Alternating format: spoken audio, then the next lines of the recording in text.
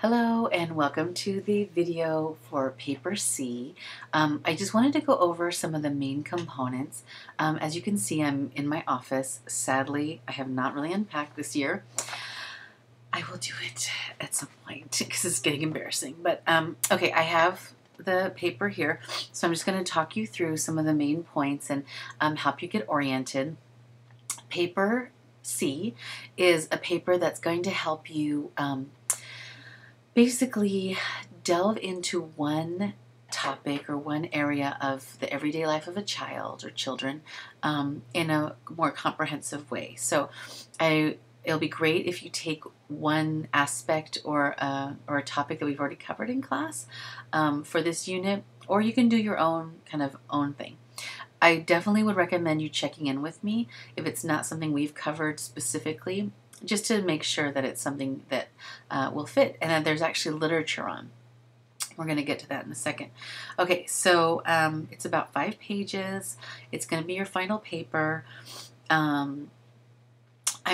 There's some firm dates in the sense that week 15 and week 16 it'll be dedicated to writing the paper. But until then, because we're just in week 11, I'm going to set kind of little mini dates for you that are optional. You can follow them, you don't have to follow them, whatever you want to do.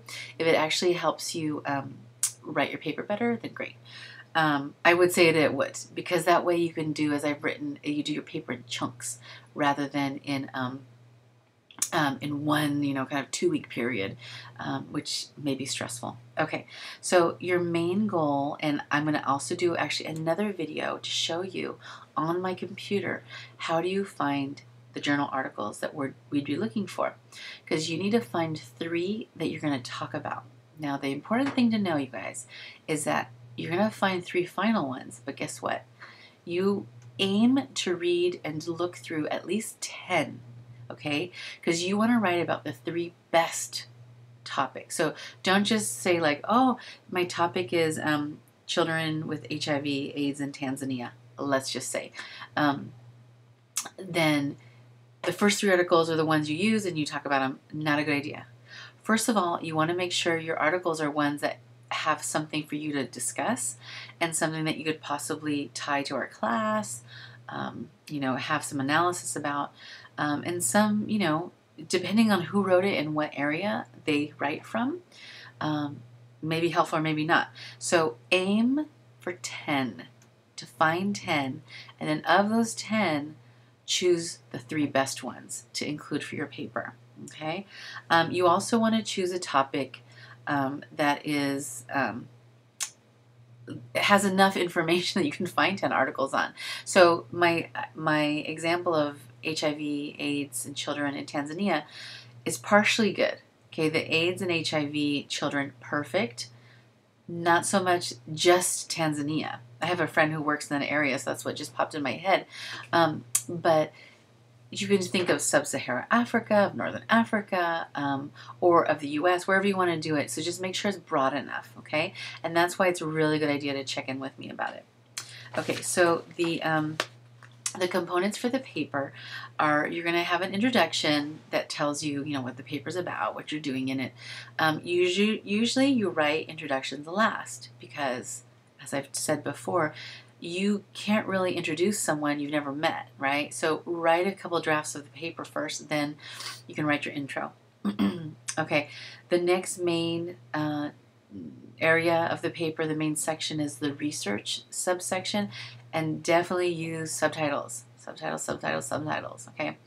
So you should discuss 3, sorry, I have to switch positions here. You need to discuss your 3 research articles. You can choose how you discuss it. You can just discuss one at a time and then comment on each one as you go along, or draw themes, whatever it is. It's got to be 3 of your research articles. Your discussion of them and your analysis. I really want to hear your voice. I'm assuming you have learned something in this class. You have learned about childhood research. You learned about what it is. You learned about the sociological perspective. Show me. Show me the money, people. Show me your voice. Show me your expertise. Show me your insight. What did the authors miss? What did they do right? Okay, this is you and your voice and your perspective. Okay, it's really important. And it's hard to do.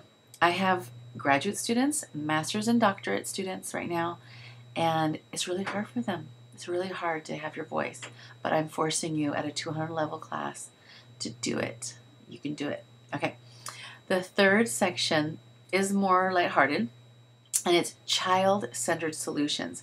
And I'm challenging you to come up with 3, because you're going to talk about some issue or problem or something going on with kids.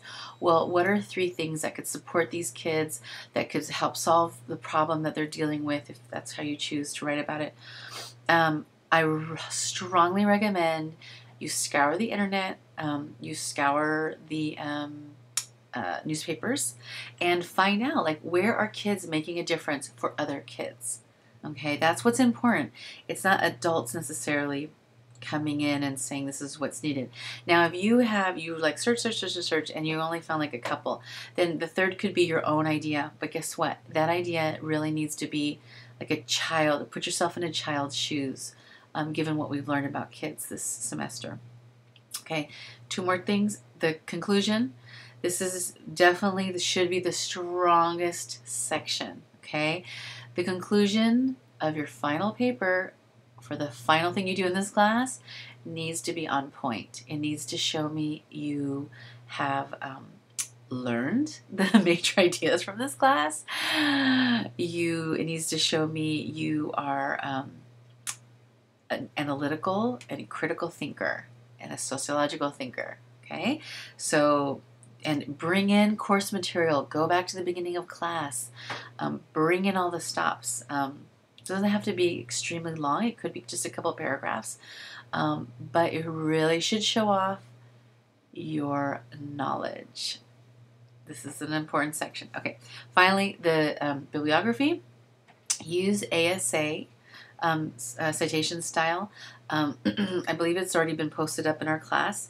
And basically, you just need to cite your 3 journal articles and any, obviously in the text, if you use lecture in your paper, if you use lecture material, I've given you options of how to cite lecture. You don't necessarily need to have it in your bibliography, although it's professional for you to do it. Your newspaper articles or your media articles or your internet websites that you find for the child-centered solutions need to be in there too.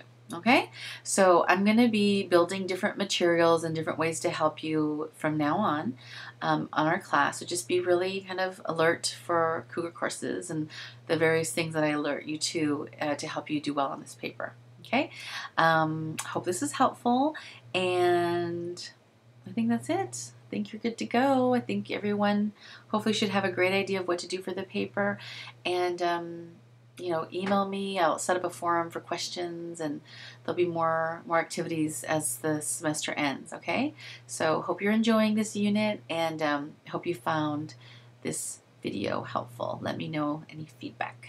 All right, thank you. Bye bye.